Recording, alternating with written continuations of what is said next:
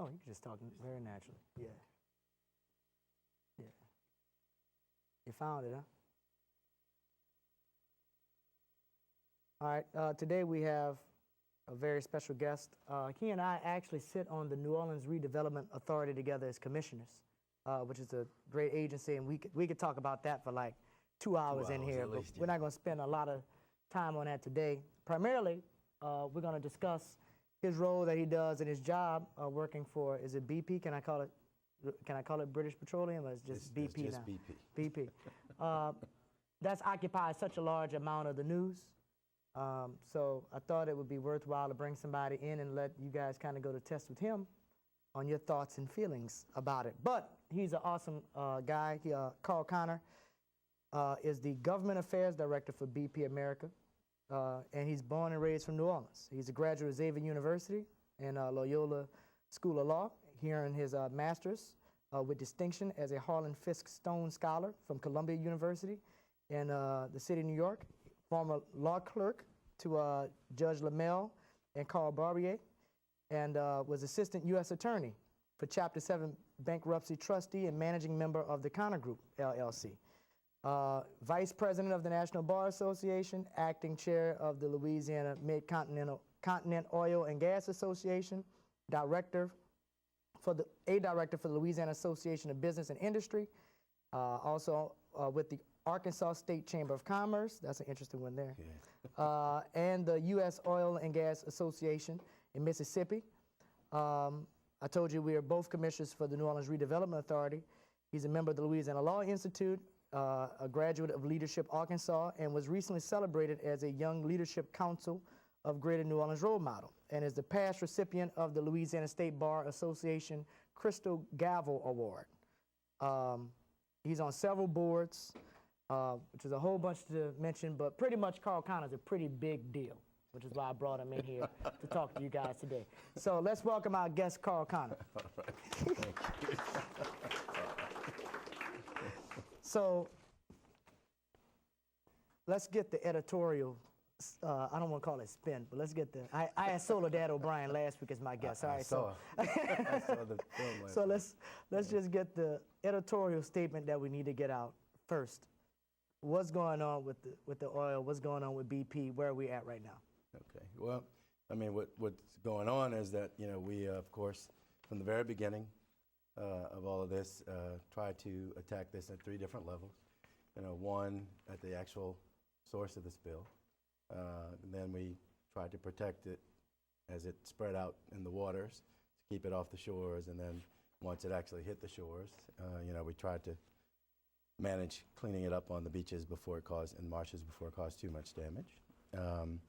Right now we are at a point where obviously for about the last month and almost month and a half now, there's been no new oil going into the water because of the cap that we put on. And for about maybe a month before that, we had another cap that was on it that wasn't quite as efficient as the one we've got now that keeps it all out of the water, but that one kept a majority of the oil out of the water, which was, for me, extremely helpful, because in my job, I encounter the legislators and the agencies that regulate our license to operate in Louisiana.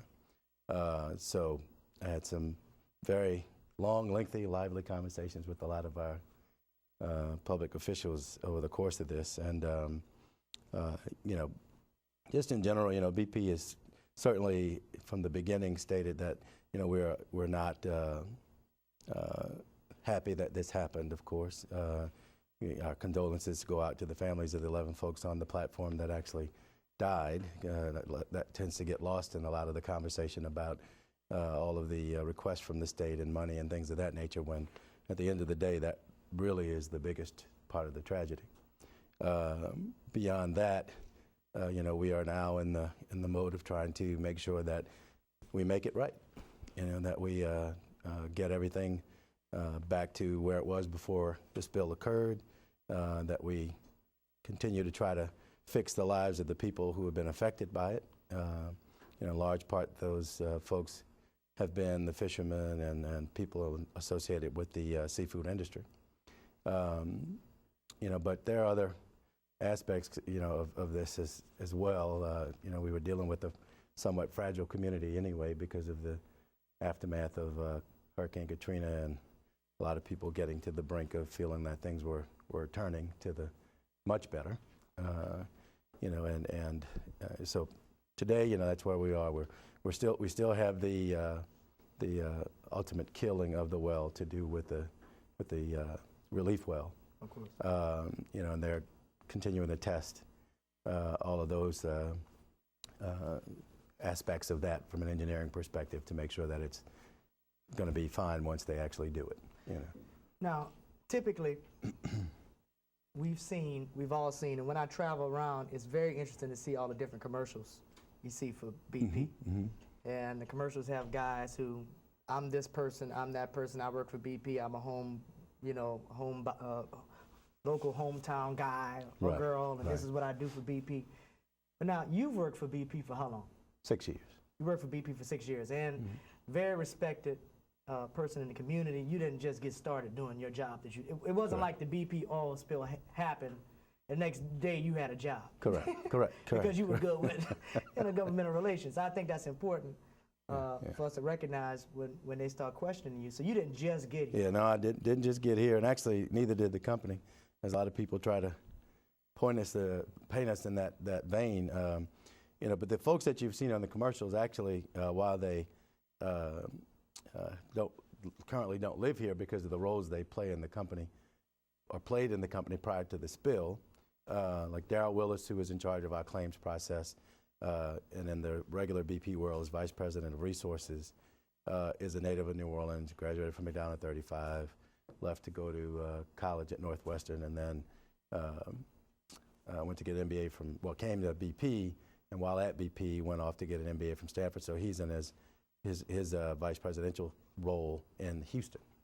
But he's been all over the world. Actually, he's been operating in our London offices and Russia for a while as well, which he makes me feel like a slacker because he's a couple of years younger than I am. It just seems like he's done so much. And then Iris Cross, who's the lady who you see most recently on television, was born in New Orleans. Her family moved when she was fairly young, so she didn't get to do the wonderful thing of going to high school and college here, but very much a New Orleanian. Most of her family's still here. She's here all the time. Was here a lot before this incident, but she will be, going forward, the person who is going to be leading the Louisiana efforts and the restoration piece of this.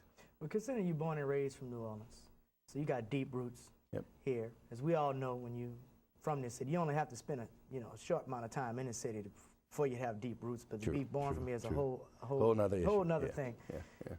Then you're a black guy, right? Then you have this intergovernmental relations job, and then one of the most, I guess I would say, historic kind of engineering failures taking place. And now you're immersed in all of this. I'm just interested again. I want to know your mind, right? Yeah, I want to know your perspective on this.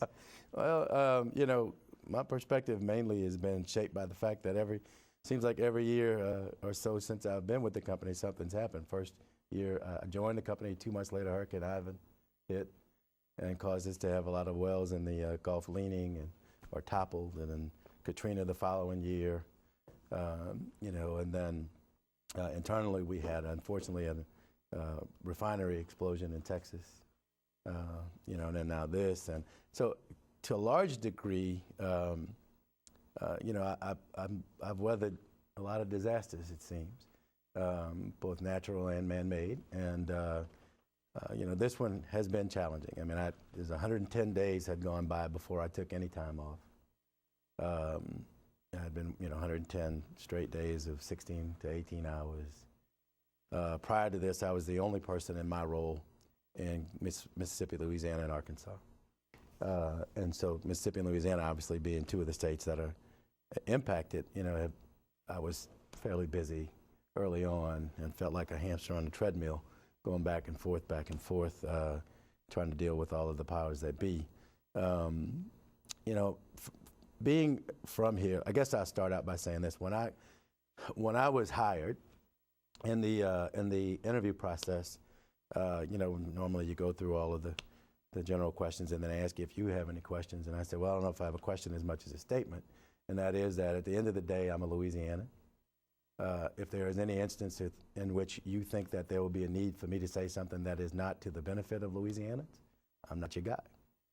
If I need to move for this job, I'm not your guy.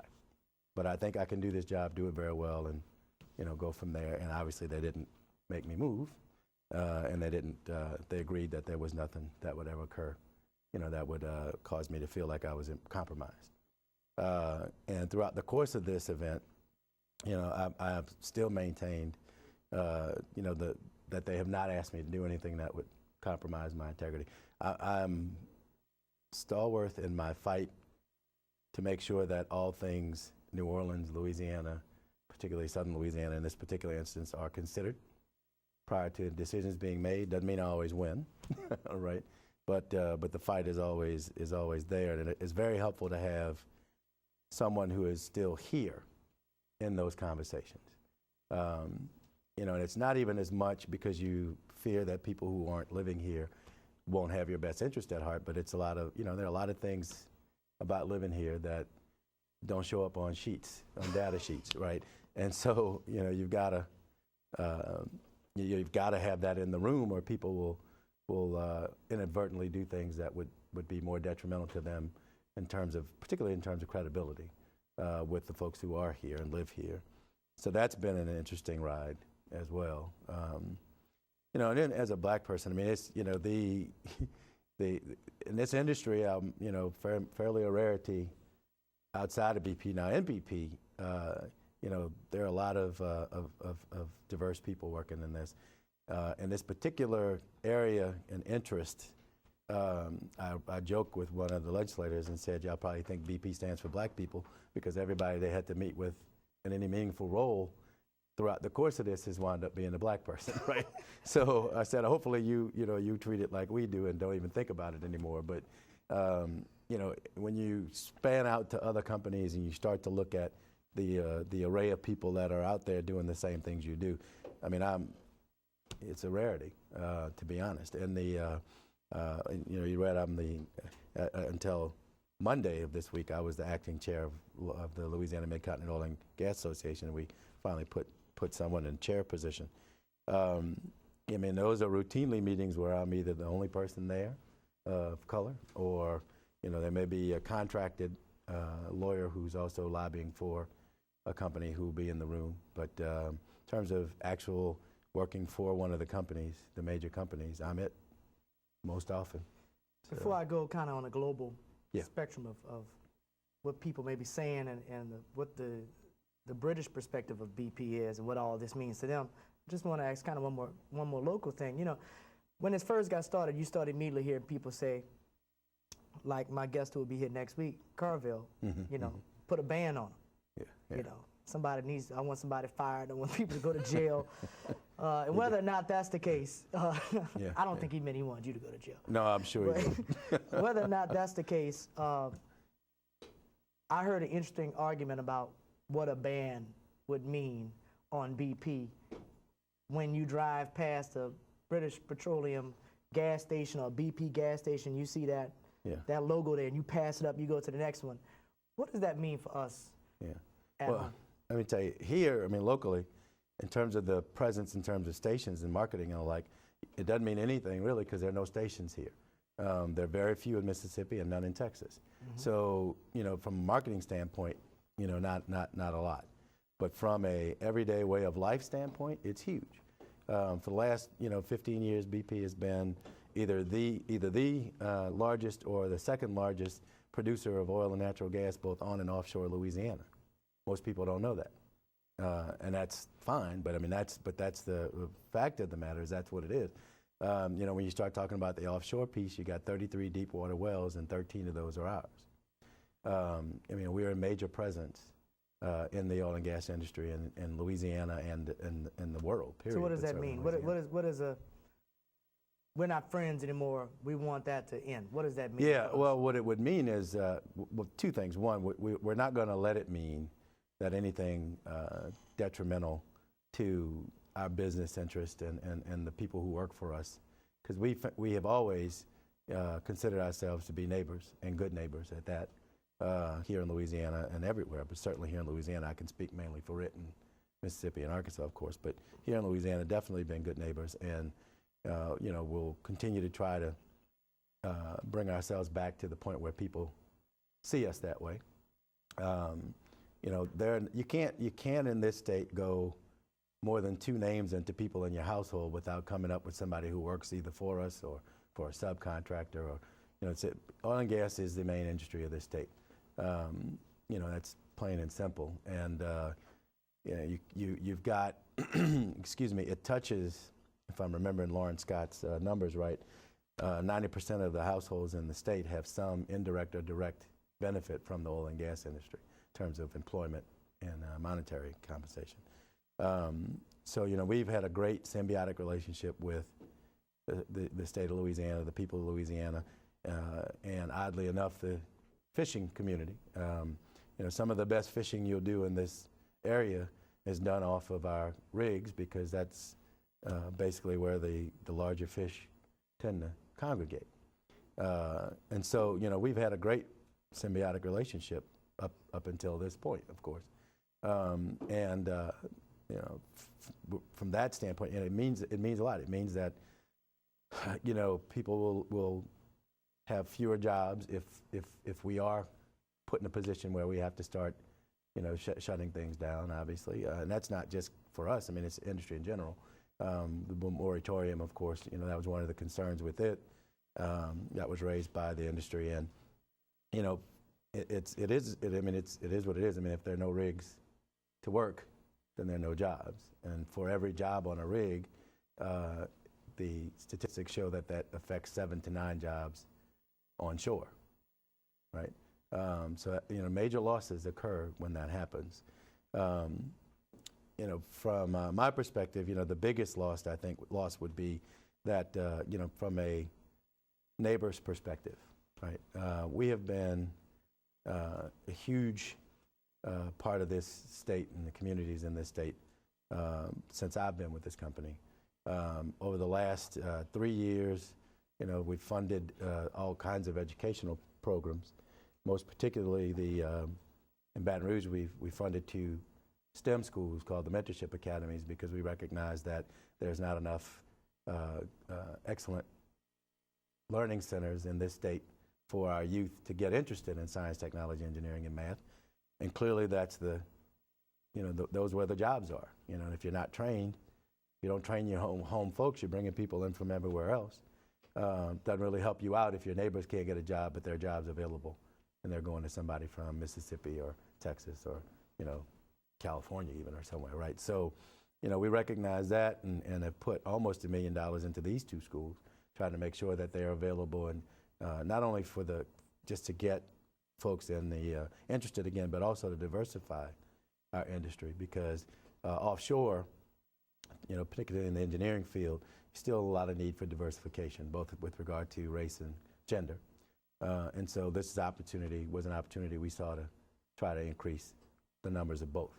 And so we jumped on that and have been fighting that battle for a while now. One of the things you didn't mention when you're reading about me is one of my main passions is education anyway. And I'm on the charter, a charter member rather, of 2 of the main charter boards now in this state, one being the KIP school board here in New Orleans. New Orleans, I'm the only founding member of it left. And I joined it being anti-charter. I was very much anti-charter. I ran for school board shortly after I took this job, because I had gone to a meeting and was told that a particular segment of business couldn't be moved here because the education system was so bad that it would be hard to sell employees on moving here. So I couldn't be mad about that, because I clearly understood the state of our education system at the time. But I could be mad at myself, at the education system here, and the needs to change and do things of that nature. And I was sitting in my office one day, and just shortly after that trip, and I just said to myself, you can't sit on the sideline with this. You've got to do something. Running for an office was the last thing on my mind. Matter of fact, when I asked my wife to marry, we're both from fairly political families. When we talked about getting married, we both said, "You're not running for anything, right?" You know, I mean, I was like, "Nope." Are you? Nope. Okay, we're good, right? But at this particular instance, I just couldn't do it. I just couldn't sit on the sideline, and did it mainly for that reason. And so when I didn't win that race, lost to Mayor Landrieu's aunt, actually. But and every day after that, when I'd see her, she'd tell me how lucky I was for having lost, right? But the funny part, even I'm digressing a little, but the funnier part about that is that she said that based on the indictments that were being laid down on the school board office folks shortly after she had gotten elected. And you know, my answer to that was, well, I just left the U.S. Attorney's office about a year earlier, so I knew what was coming. You know, it wouldn't have been a surprise to me, which is the other part of the reason I was interested in doing it as well. But you know, I'm all about creating opportunities for kids. Well, let me ask you, talking about being political. Yeah. And we have our next class next week with James Carville is going to be like all into the depths of politics in America and the state of Louisiana, New Orleans. He would give y'all me in the middle of Soledad O'Brien and Karl, right? Well, I think this is going to be very interesting when we get to next week. Politics, you know, Soledad said last week, obviously she's not a big fan of politicians. Yeah. Just generally the job, the political job. I'm not a fan of politicians either. I'm a fan of people who actually serve the people. Well, thinking of a CEO, and BP's, I'm not sure if he's the former CEO, but the one who was the trailblazer of comments to infuriate. Tony Hayward, yeah. Tony Hayward, to infuriate a mass populace of people. How?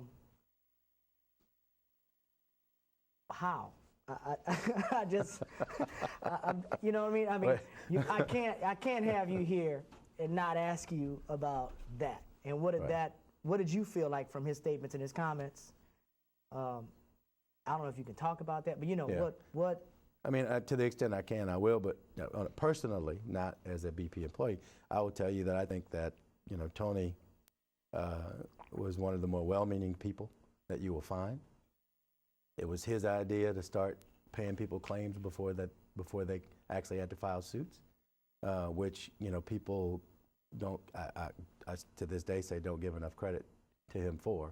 I mean, you know, in general, as a business, you're not going to start thinking, well, you know, people may have claims, I'm going to start paying them, right? And, you know, you're going to say, well, let's see what the claims really are. Let them prove it up, and then if we have to pay, we pay. But, you know, this man stood up front and said, we're affecting an area that is already financially hindered. You know, we can't or should try to not allow this incident to infringe upon them more than it needs to. So let's just get moving. Let's hire someone to come in, because obviously paying claims is not a core business of an oil and gas company, right? So he brought someone in to do it, and we started making payments. I mean, to date, I mean, we've paid over more than $400 million to individuals and small businesses in claims. I mean, you know, which is amazing to me, having been there from the beginning, you know, to see that that happened by a company that doesn't do that as a normal way of business. And then, but back to Tony, the other thing is that, you know, his comments are his comments, and it's for him to discuss. I personally think it was, you know, some of it was cultural. You know, he being British, you know, there are a lot of things as an American in this British company that, you know, you sit back and you sometimes shake your head and then you're like, well, they meant this or they don't, you know, it's something else. So, you know, that part of it, I tend on the forgiving side on that end of it to him, actually. You know, I mean, I'm a little biased, obviously. Well, let me ask you, what does this all mean for the British? I mean, you know, I had a interesting experience I read the Financial Times, so which is pretty much a British financial, you know, their example, the Wall Street Journal, which I'm a fan of. It's where I prefer to get my financial information. Interesting to get their perspective on this whole thing. It's a whole other world. I don't know if you're familiar with it, if you kind of have an understanding of where they are on it. Well, I mean, you know, they look at it clearly with a little more dissociated than we do here. You know, they look at it more from you know, as a business point of view, they think that some of the stuff that's gone on post this has been a little over the top from a business perspective. Can you share with us what is the relationship with BP and the people of Britain? What is the relationship there? Because this is not like us and Coca-Cola has a problem. Right. Well, BP is a publicly held company, so there's no real relationship with them other than it's their home team kind of thing, right? But previously, and many iterations ago, I mean, it was the state energy, oil and gas company, of course, and then it was sold privately, and it has been private ever since. But they're just looking at it as if a good example. You use the Coke theme. I mean, Coke is almost kind of like the American company thing, right? And if folks abroad were beating up on Coke, they would have some degree of defensiveness to it. We would rather have some degree of defensiveness to it. But a lot of that is, I think, based mostly on the fact that they are dissociated from it. They're not living here. They're not involved in the day-to-day portions of this. So you would expect that they would be a little more, a little less understanding of the ire that has been thrust at us. Well, let me say, I'm going to do something with you that I do with every guest that comes to class. We do a word association. Okay. So I throw a word out to you. Mm-hmm. You say the first thing that comes to your mind right back to me. Okay. All right. I throw some words out, then I ask you some sentences. And mind you, I think slowly, but go ahead. But not too slowly. Are you trying to cheat? Look down at my face. All right. So I'm gonna throw them out, and then you tell me what you think. And I just want to kind of announce that today on campus they had a protest. I was told so I think that. Yeah. Great thing is that the protest wasn't for you or coming in there. It was actually for the higher haircuts. Right. So I think you're in I think everybody's got the right energy here today for you. All right. Here's my first one for you. New Orleans. Great place. The Saints. Well, it's not one word. My brother-in-law is one of the assistant coaches there, so I love the Saints for that reason, if that only that reason. The oil and gas business. Essential. The British. Different. Tony Hayward. Honorable. George Bush.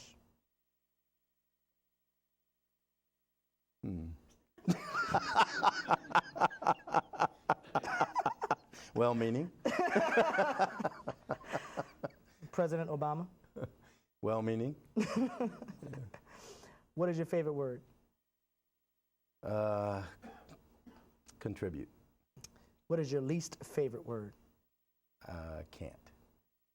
What turns you on creatively, spiritually, or emotionally? Creativity. What turns you off? Lack of hope. What is your favorite curse word?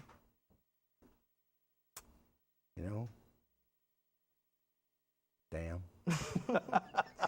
What sound or noise do you love? The water. Falling water. What sound or noise do you hate? Don't know. I never thought about that. I think the fact I can hear a noise makes me happy, so I don't know. I have to think about that one. Okay. Think about that one. What profession would you like? What profession other than your own would you like to attempt? I would have, if I hadn't done this, I would have been an opera singer. I know it sounds weird, but it is what it is.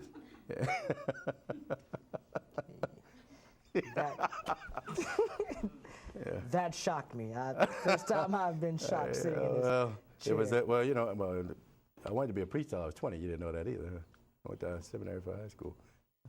Full of shockings, but go ahead. Married a man who wanted to be a priest. What profession would you like not to do? Be a politician. Seriously. If heaven exists, what would you like to hear God say when you arrive at the pearly gates? Everybody's welcome.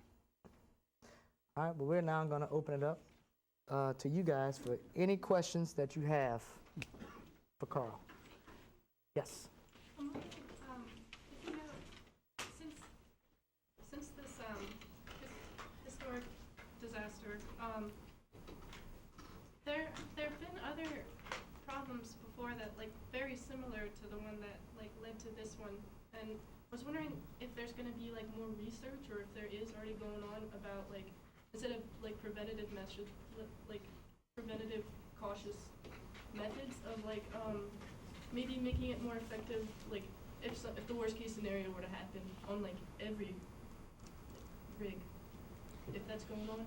Yeah, well, I mean, the most I can speak to that is that just in general, the industry is obviously concerned that it can, meet the needs of any disasters similar to this going forward.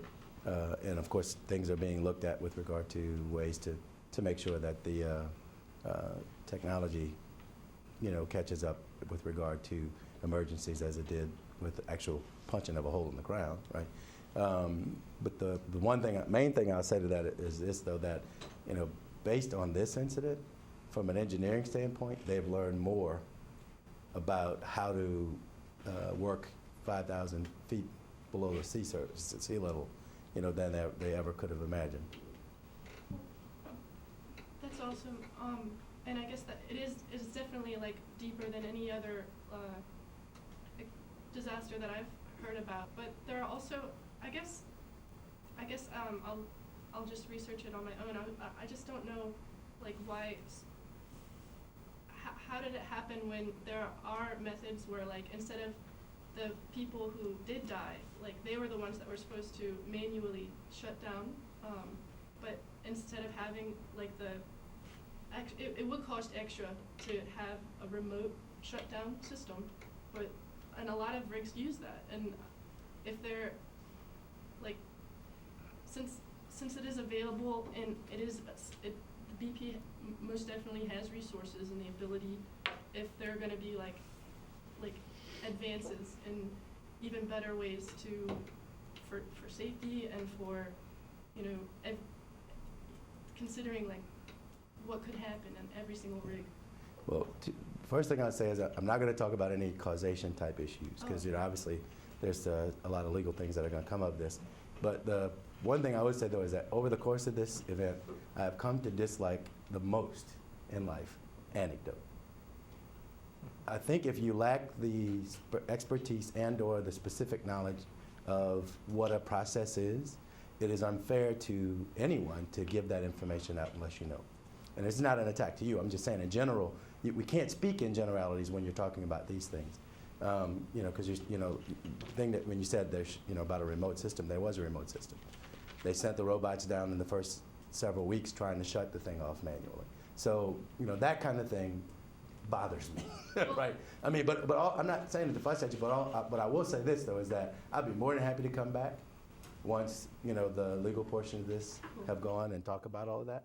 But, I can't today, but I will be more than happy. I think the other opportunity is we welcome, you'll have opportunity to blog along with the students, and we can actually set up so you can have some other folks that who can talk about some aspect of it if they want to address. I think it'd be a good forum, control forum, where they can come in and blog in response to any question that you put on that's a further question. Or you can put it down, and if you want to respond to it, have it respond to a direct email to the student, we can do that too. Okay. So those are some good options. Okay. Honestly, I don't know a lot about it. Some people I know do, and they've been talking, and I guess I figured I would ask because you might have, Yeah, no, I understand. Trust me. Ask away. Next question. Ask away. Yeah. Yes. There's been a lot of misinformation going on both sides, or on all sides of the issue, but one thing that always sticks out in my mind is the incident that happened. A photo came out of a BP command center in Texas, and they said that it was obviously photoshopped to look like there was more going on at that command center than there was, like they had photoshopped more TVs or more monitors in the room, or that they had different pictures on the monitors that weren't actually there. So can you talk about this particular scandal? Yeah, again, I'm not going to talk about anecdotes, but as someone who's been in the command centers, you couldn't possibly have more activity than what's going on in those command centers. I mean, and what I will suggest, though, is I don't know if you have any coming in, but any of the legislators from the various parishes that were affected coming in that have visited the command center, they would be a better person to ask about what they saw when they got there. Obviously, highly keen to the fact that, whatever, as you said in the beginning, people feel like there's been misinformation from both sides. That actually was an odd question to me. It was like, because that was like the last thing I would think anybody would have questioned would have been the command center activity, because it has been I'll share this with you. First time I went out on a flyover and then went into the command center afterwards, flyover of the site, and I saw the activity and all the boats and things of that nature that were out there, and then came back in and went to the Homa Command Center. Was overwhelming. The number of people, devices, things that were going on. And I'm in the industry, right, and familiar, but it was really overwhelming. It's like you just kind of shake your head. Like I remember at the very beginning, one of our things is we always like to overreact to incidents, right? Make sure that have more available, and no different in this instance. Just happened that once it got to be a little bit more of a dangerous type situation, it even overwhelmed the overreaction, right? Of course, but if any of those folks come in, you need to ask them, because then they're a better person to tell you exactly what they saw without any bias to it. Next question. Yes, ma'am.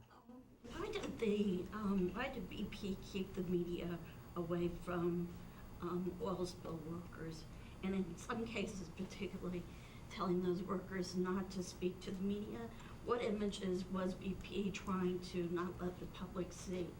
See, again, for me, anecdote, because that's not accurate. And we actually gave them, we had cards printed up to say that to those workers, you have a right to say and speak to whoever you want to, right? Now, if they're subcontractors that they actually work for told them something, then that's different. We don't know if their subcontractors told them things. But it was not true. We did not tell anyone they could not speak to the media, and literally made a major effort to make sure they understood that they could, they had a right to and could speak to the media. There was a lot about that. Yeah, I know. Trust me. Okay. I know. Because that's what everybody thinks. Next question. Yeah. You, now come back to you. Yes. What's your role in the moratorium process? Like, what do you do to help resolve the problem that's going on? In 'Cause I his know specific job? In your specific job? Yeah, in my specific job, really, I'm not engaged in that part of it at all right now. Mainly because, we're so focused on the response.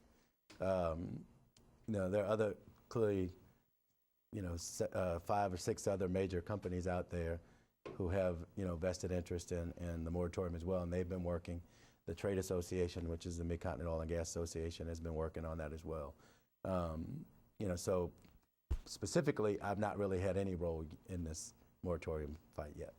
In your specific role, just to clarify what you do as in a On a government day-to-day relation- basis? On a day-to-day basis. Yeah, day-to-day basis. I mean, I'm the interface between the legislators, the governors, the agencies, state agencies that regulate us, as well as the trade associations and NGOs, non-governmental organizations. So. All right. So you talk to the government for BP, the local government, the BP? State and local, yeah. State and local, okay. On occasion, I'll do some of the federal pieces, but just depends on what it is and whether or not I'm called in by my DC office to do so.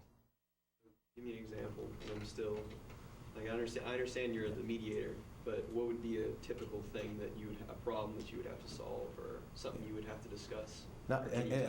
Yeah, and a mediator is not really a fair description, because I really am not. It's just, for me, in the business of government relations, you're only as good as your information, right? And the trust level that people have in you.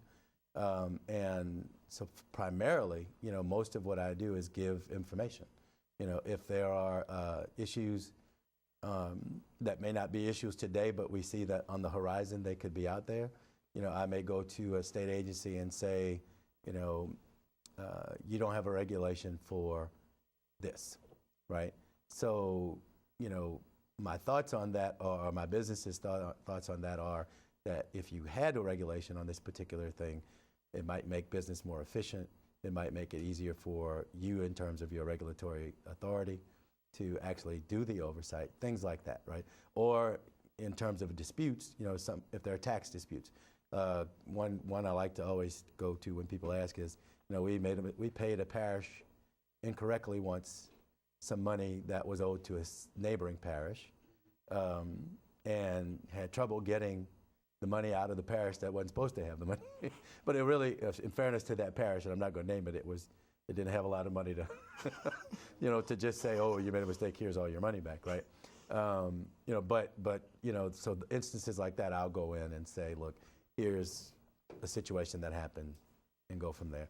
With regard to the legislators, it's more, you know, if they've got legislation that they're trying to push or want to push, they may come in and ask just for some general information about a specific topic, so that they can formulate whatever the legislation is that they want to put forward. Or they may come in and say, this is what I've got, you know, tell me what your point of view is, but I'm pushing it anyway, you know, that kind of thing. Next question? Yes, ma'am. I'm sure you're aware, like, that there, like, BP, I mean, I myself I know this is an anecdote, but they paid for a 4-hour safety course for me to get certified to go help clean up and work, and so my dad too. And they also, like, are going to employ my dad because he has a shrimp boat, and he's going to help, like, so. Skin. Mm-hmm. Exactly. And I was just wondering about, like, there's no question that they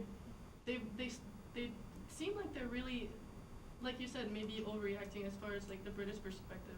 But I was wondering if you knew about, like, maybe internal structure, like changing rewards or benefits for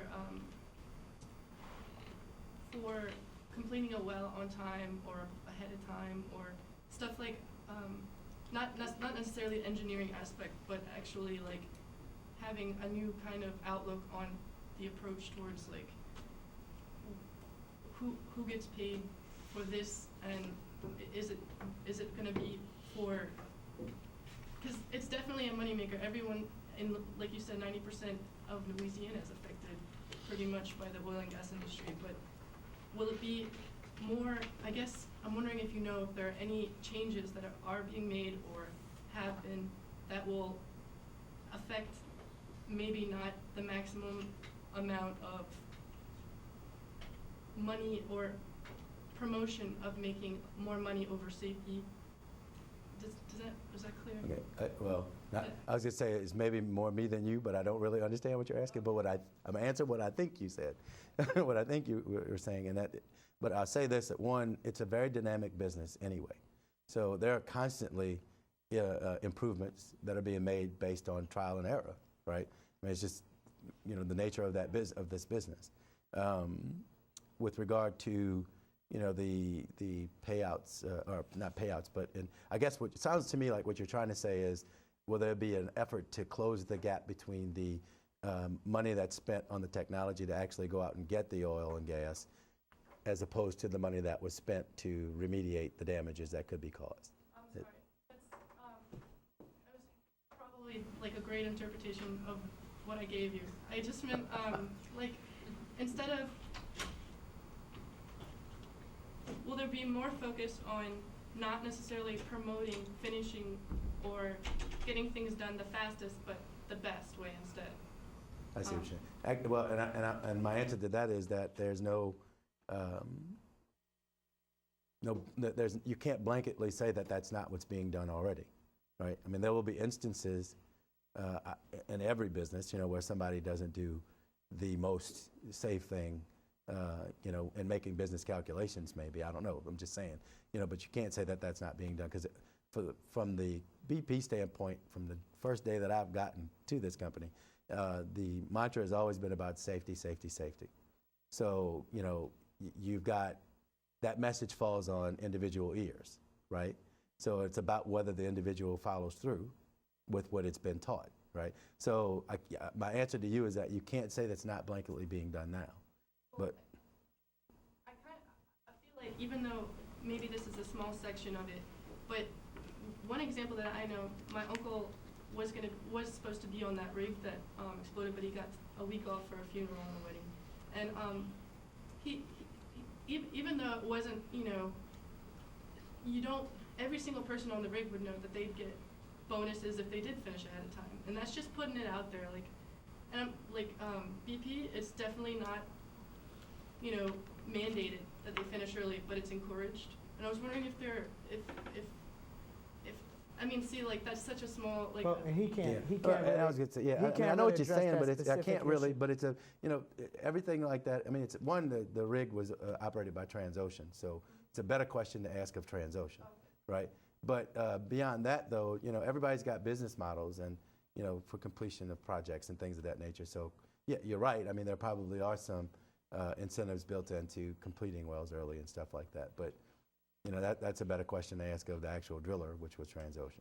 and I think the other thing is, once again, in your blog, great one to add, and then we can try to, I think it could be addressed in Yeah. somebody else who specifically can address it. So I don't think you're asking bad questions. No, not at all. I just not think at all. that to get the answers, to get the question fulfilled with a good answer, might be a little bit more long term is all I'm. And if it makes you feel any better, when similar questions are asked of me by legislators at different hearings or whatever, I mean, the answer is always, if it's about something that is essential to the legal actions that'll go on, you're not, I can't answer it. Don't you find do you find that people get frustrated when you tell them that? Not a lot, to be honest, because it's mostly sophisticated people who understand, and they just got to ask the question anyway, right? But they know that the answer can't be given to them. And honestly, the answer can't be given because one, the investigation is still going on. Two, so you don't know what really happened, right? I mean, it would be an anecdote for me to say what happened because I wasn't there, right? And I'm certainly not a part of the investigative team, right, with the Coast Guard. So anything I would say to that would be speculation anyway, right? Now eventually there'll be reports put out to the public about what the investigation, says, right? And then certainly can talk about that all night and day after that. But anything I would say would be speculation anyway. I'm a lowly chemist and a lawyer. I'm not an engineer. Next question.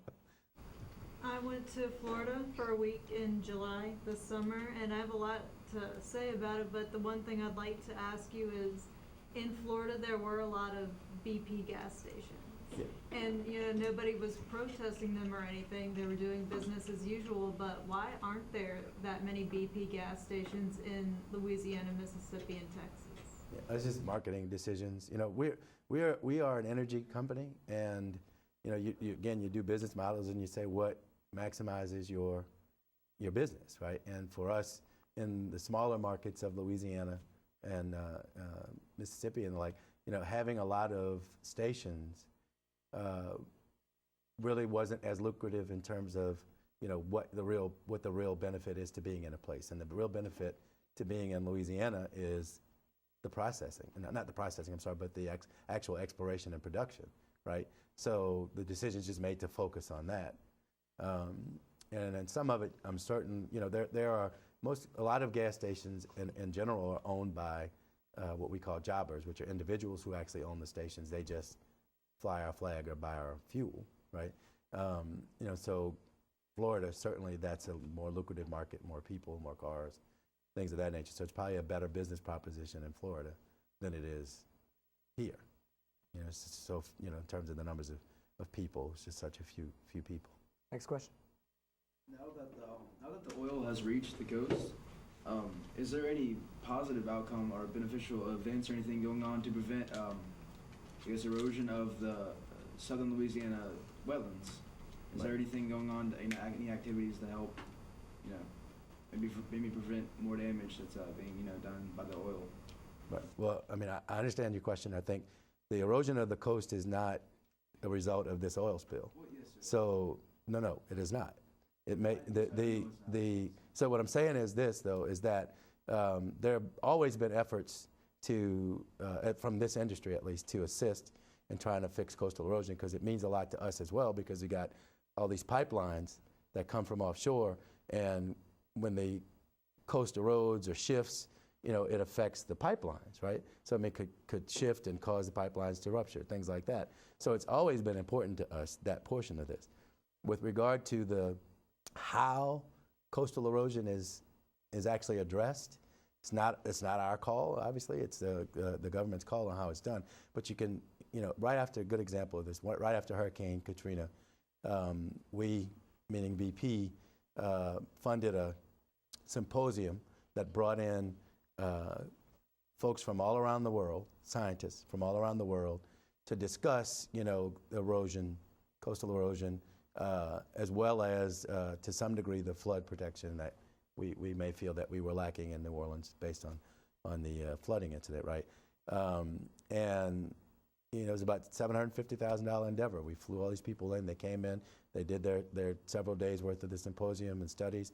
Went back and did more research and wrote some papers from it, which were presented. But I think, from my perspective personally, what I saw was that there are so many differing opinions about what's the right way to address it. I can certainly see why there's so much inactivity from the government side, because they can't figure out with themselves consistently what is the real answer, right?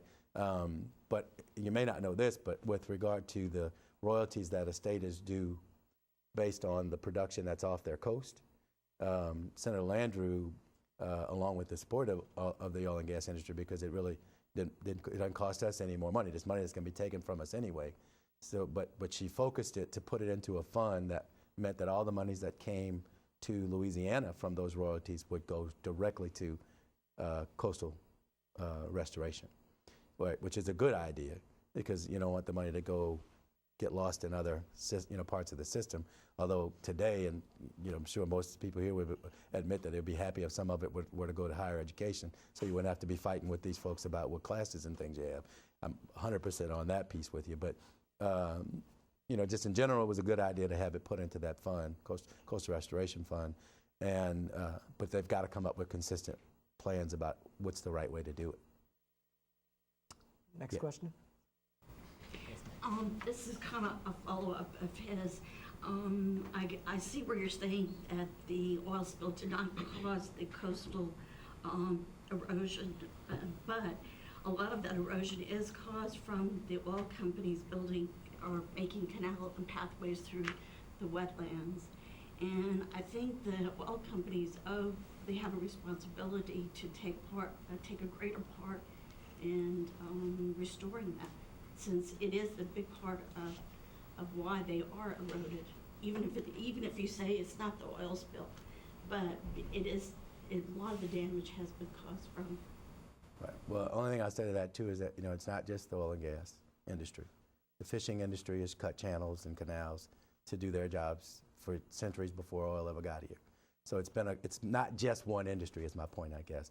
And while people always try to dump it on us because we're the ones who they see as deep pockets. Fishermen aren't going to have $20 billion to try to restore the canal that was dredged by them. That kind of thing, right? That's what I'm saying. So I mean, it's popular to say it's all us and we should take care of it all. And the issue, truthfully, though, is that majority of the money that goes into the fund, obviously, is our money that goes toward royalty payments to the state to go into that fund. So we are pulling our weight on that. My answer also to that, though, is this: that until there's a consistent plan to what is really the right way to restore the coast, it's never going to look like we're doing anything, because you're never going to see it. You're never seeing any real tangible evidence that the money that is being spent is making a difference. Next question. Yes, sir. What measures has BP taken to make sure that they're going to be here for the long run? I'm assuming you mean business-wise? No, I mean not only to clean up the spill, but as business-wise as the state. Yeah. Okay, I'm venture to guess when you say here for the long run, in terms of the making it right portion of it. Okay. Well, we have a new business that we formed inside of the company called the Gulf Coast Restoration Organization, which will specifically be tasked to deal with all of the restoration, the environmental piece, the claims that are left over with claims that are left over with the company, because we set up an independent fund that's going to deal with the claims going forward, most of the claims going forward, and so we set that up specifically for that purpose. So you'll see, especially in Louisiana, a lot more BP employees on the ground trying to deal with those issues that are a direct result of the spill, going forward. So That's the main thing that we've done. Next question. Will the pocket of oil that is so far under the ocean and so powerful be drilled again? I don't know that answer. I just don't know that answer. I mean, you know, it could be drilled at some point. Might not be by us. I mean, it's a lot of oil down there. I mean, you know, so, but I don't know that answer. Next question. I know you're not directly involved with the moratorium, but you must have a little bit better insight of what's going on and where we at as lifting the moratorium. Do you have a little more insight? Yeah, I mean, only thing I can share about it is that I know that there are conversations going on with the administration about, you know, lifting it and lifting it sooner than the 6 months that was mandated initially. You know, personally, you know, my thoughts are that what they should have done was sent people out to the rigs that are out there and had those rigs inspected, and then once they were proved to be operating correctly, let them continue, right? That's just my belief, right? So, but I know the conversations the administration is having with the industry. Let me engage in a go little from there. speculation, just as a professor's prerogative. Was that As long as it doesn't interfere with the paid employees. well, was that politically, I mean, was that a political move? Was that a move that needed to be done to, The you know, moratorium piece? yeah, the moratorium, meaning, look, let's just do something blanketed, very large, big picture, so people know we're addressing the issue versus saying, we're going to take a very piecemeal approach to saying, because we may need to get these things back up and running sooner. Yeah, that's a question for Karl next week. But what I will say is this. Well, this I is mean, why we're teeing up. They're going to be they're really teeing ready up for him, right? But what I'll say to that though is this: that, you know, I think that was certainly within the right of the president to try to do something immediately to make sure that this wasn't going to be replicated immediately, right? Now, the duration of it, the things that are being done by the federal government in the interim to try to get us to the point where they're comfortable that this industry can continue and do it safely. You know, no opinion about that other than that's a call that, you know, the administration has to make. You know, I think that they're doing everything that they can, honestly, to not have this thing go too far. And, you know, threw the 6-month number out there with, like anything else, you know, everybody knows it's arbitrary. It's what you think may be a good amount of time to do something, right? But if you come in and you find out, oh, I don't need it to be 6 months, then the question then becomes politically, is he going to be flexible enough to cut it shorter? That's the real question to ask James Carville next week. Well, I'm going to let them do the question next. Let me ask one more before we get to our final questions here. You know, I know you very well, and we're good friends. We've known each other for a long time, and I know you're the type of guy that can find a job really easy. I know that, you know, and I think it's important that they know that. What I find is interesting that I would like for them to hear your response to is, so what is it that makes one say, this is the roughest thing we have to go through at a corporation? And I could probably go somewhere, even at the point you've been here, may have more monetary opportunities. Mm-hmm, mm-hmm. Being from New Orleans, being a black guy, represent what you represent in the community, and knowing you somewhat have to be the face of what's happening and responding to questions that you may not really have the answer to. Why have you chosen to stay in your position and, from what I can tell, pretty much keep moving forward, representing the company? Yeah. Well, I mean, the main reason is just that I'm at this point in time still of the belief that everything is being done that can be done to make sure that the long-term effects of this to the people of the community as well as the environment are going to be addressed, are being addressed, and are going to continue to be addressed. The day I lose faith in that is the day I'll be gone. You know. Why is that? What about the lateral or the move up in an easier job, especially because you're in such a specialized skill as intergovernmental relations, and there's a lot of opportunity around the state and in D.C. for somebody like you to go get another job? Let me tell you, an example of that is this. When I left New Orleans and moved to New York to get my Master of Laws degree, had no intention of staying in New York. Was get in and get out. Crammed a 1.5-year program into 1 year, in and out. But about halfway through the year, got a job offer that was more money than I thought I would ever make in life, let alone in a year, right? So you had to think about it, of course. I called my source of good advice, which is my dad. And I just said to him, I said, they're making it hard, trying to make it hard for a brother to come home, right? And so, his answer to me was, one, if your financial well-being is what's important to you right now, take the job and stay in New York. But if you've learned anything that you can bring back to New Orleans and make other people's lives better too, then come home. So I came home. I mean, it's plain and simple. It's like life is not always about you or what you can get. It's about what you can get as you help other people, right? For me, the quality of life in New Orleans and my contribution to making it a better quality of life, it was more meaningful for me to come back here than to stay in New York.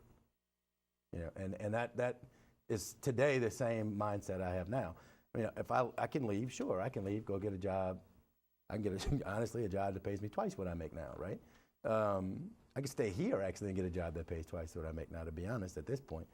But for me, the issues are, one, what puts me in a better position to be more helpful to more people in my surroundings?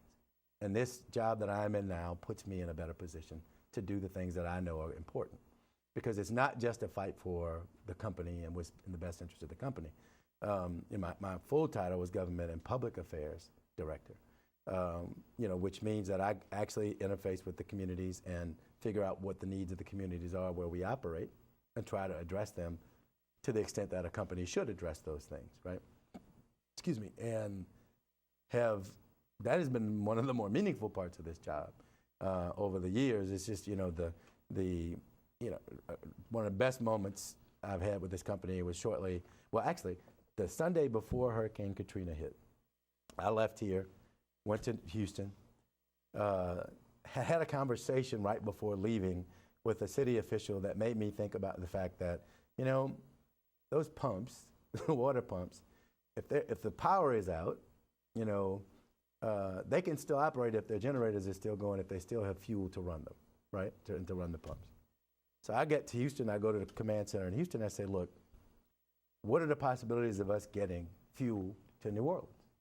Because if those pumps stop, my house is going to flood, right?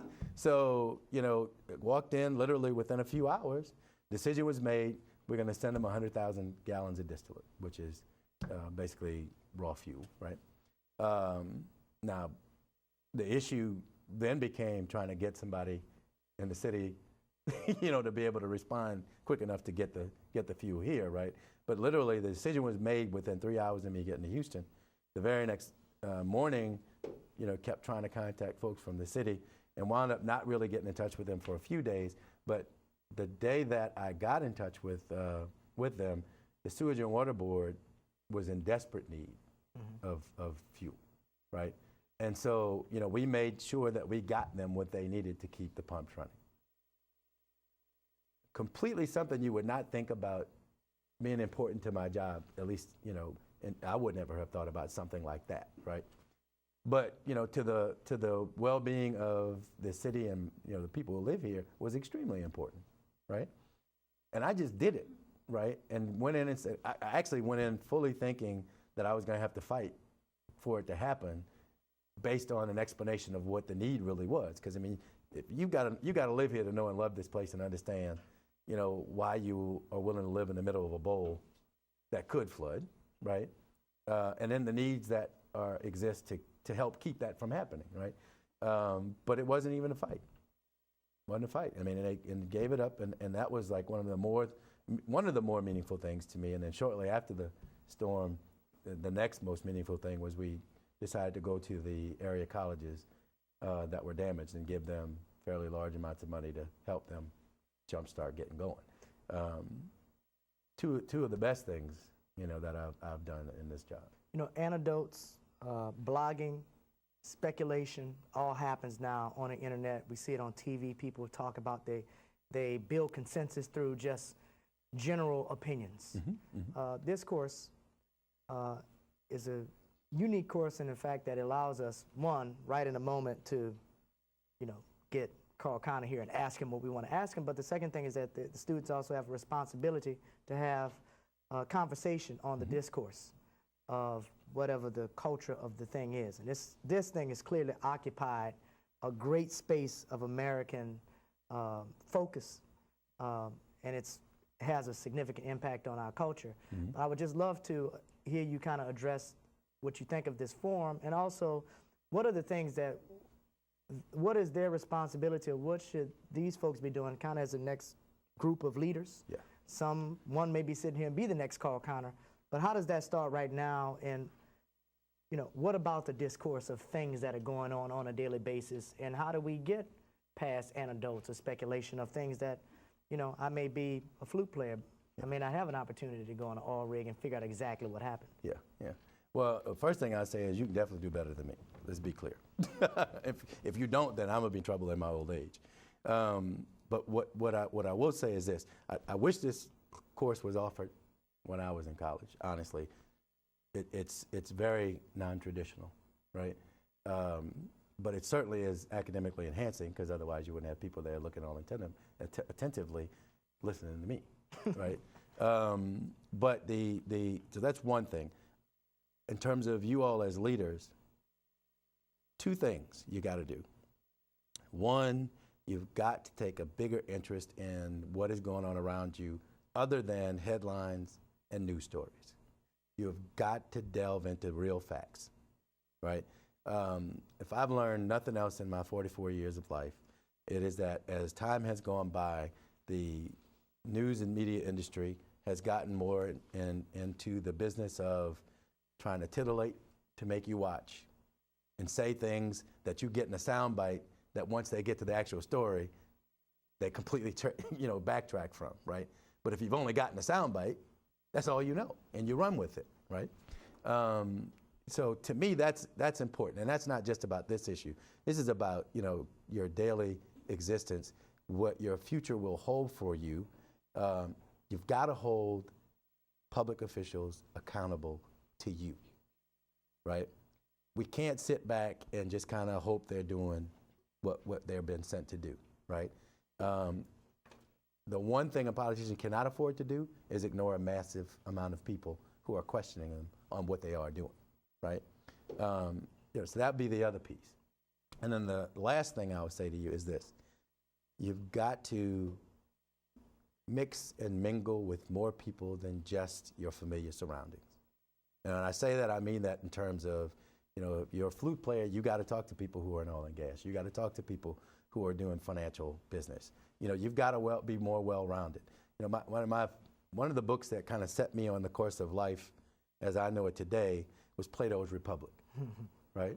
And I literally had to go buy another copy a few weeks back because I just started thinking about it again, and I was like, how the heck did this book move me in the direction it moved me, right? So let me read it again, right? But that kind of thing. You've got to be more well-rounded. You've got to get yourself in a position to where you may not be a master of all the ideas and issues, but you're at least capable of understanding it and understanding where to go to get the information. Because that in and of itself makes you a more responsible citizen, which then makes your people who serve you as a citizen more responsible. Because if you don't know, I can run over you all night and day.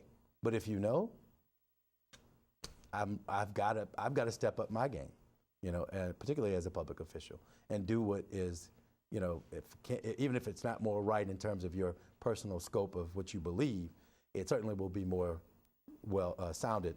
It'll be a more well-rounded and grounded opinion about whatever it is I have done. For me, I can take an answer that you can give me that is contrary to what I believe, as long as it's rooted in something that's factual, right?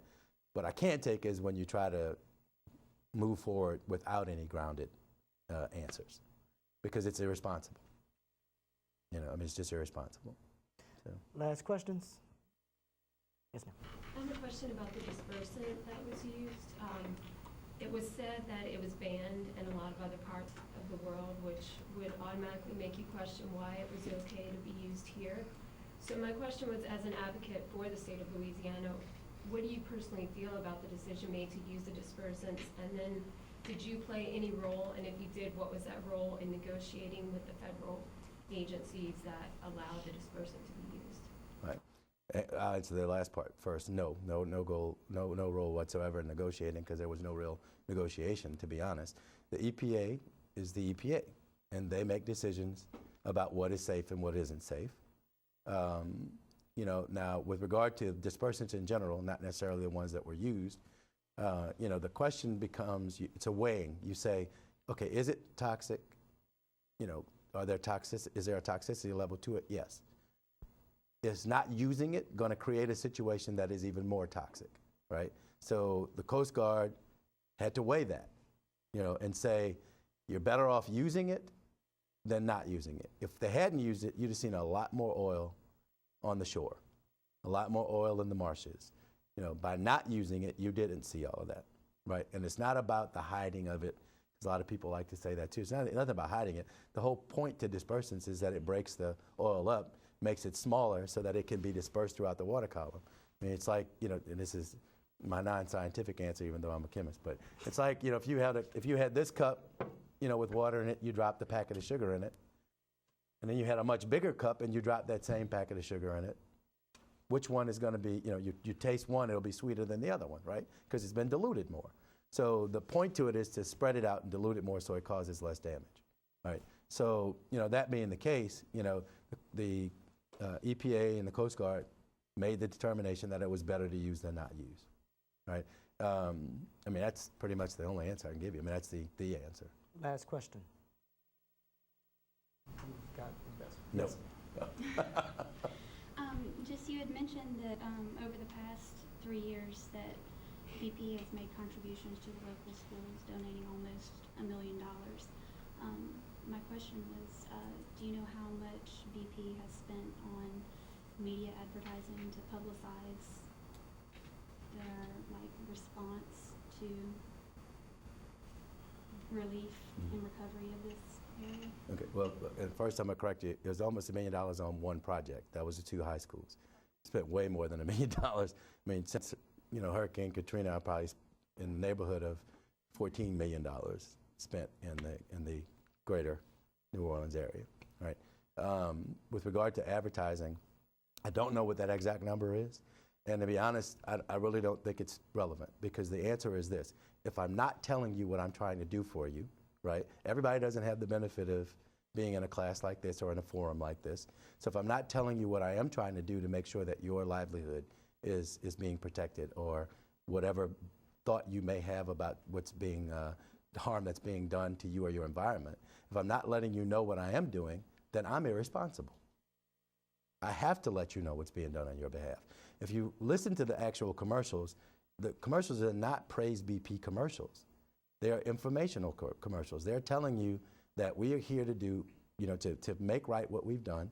These, and some of them, particularly the later ones that are out now, are telling you how we're going about doing that, right? And that we'll be here committed for a long time, so that there's no need to have more people ask, what have you done in terms of commitment to being here and making it right? If I don't tell you, how will you know? The media is not really going on that angle of it. Am I right about that? You don't see news stories about, what we're doing to maintain our presence here and to actually make it right. You see the stories about whatever lapses may be there, or perceived lapses. So if I don't give you that message, how will you know? You could already believe we were gone if we didn't have those commercials out. So that's just my take. And if you disagree, please tell me. I'm more than open to hearing it. But that's one of the great things about our blog. So I want to remind y'all that everybody's on the hook to blog for Karl. Karl will respond. He's got his own blog thing set up. So, I think this is a great conversation. I think also on the internet that this probably will receive a good bit of attention. So please check your grammar and your spellings. And remember, if I said, if you're new in the class, a good way to get an F in the course is to put laugh out loud or smiley face, any of those things. So I don't want to see any of that on anybody's blog at any point in time. I want to give a special thanks for Karl, because out of all the guests who've come, Karl's the first that had to come and actually represent something of this magnitude and sit down and take questions here out of his busy schedule. And He's actually a friend of mine. And I really appreciate him coming. You know, he's got a lot, if you can imagine the type of days he's been working. You guys were important enough for him to take some time out his extremely, extremely, extremely busy schedule, because he owes me coffee. We haven't even gotten together You're right. for coffee in 3 weeks. But he Look at wanted my- to come and sit down and talk to you guys. So let's give Karl kind of a big round of applause.